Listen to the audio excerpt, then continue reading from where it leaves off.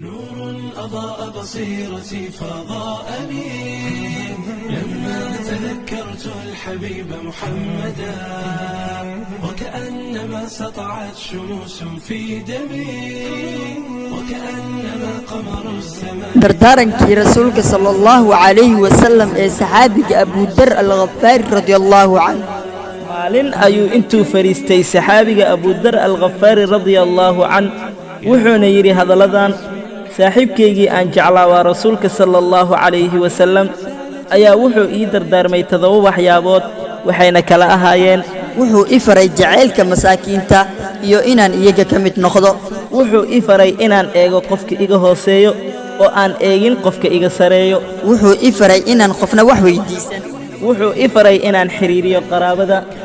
wuxuu i faray inaan ku hadlo xaqa haba kharaaraade wuxuu i faray inaan alla dartii ugu cabsan mid wax canaananaya canaantiisa iyo inaan badiyo oraahda laa xawla walaa quwwata illa billah waa huwaal inuu Abu Dar fuliyay dhammaan dardaarankaas wanaagsan ee uu siiyay macallinkii insaaniyadda ee dunida soo mara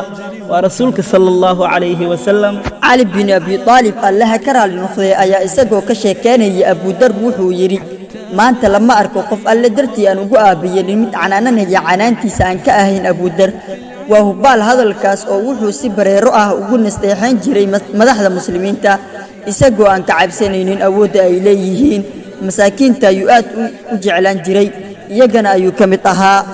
ولغي قفنا مويديسا مال أمهانتي أميرك قوال شام أيا مر أصدري لعقاريس إلا 600 دينار إساقوا كويري لعقتان دنها وكوكالميسو جوابتي أبو در وحي إيد إنو لعقتي كعليا أميرك isagoo intaas daba dhigaya amiirka Shaam ma wuxuu waayay qof aniga iga tabardaran Allah karaal noqday Abu Dar al-Ghaffari wuxuu sanadkii 32 hijriga ku dhintay tuuladii cidlada ee Rabaada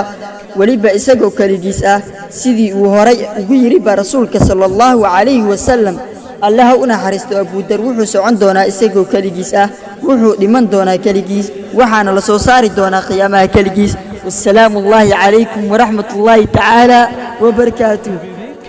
يحلو الوجود فنرتقي يا حظ من باسم الحبيب تزودا هو بالرسالة والهداية قد أتى شرفت به الدنيا وكان مكملا شرفت به الدنيا وكان مكملا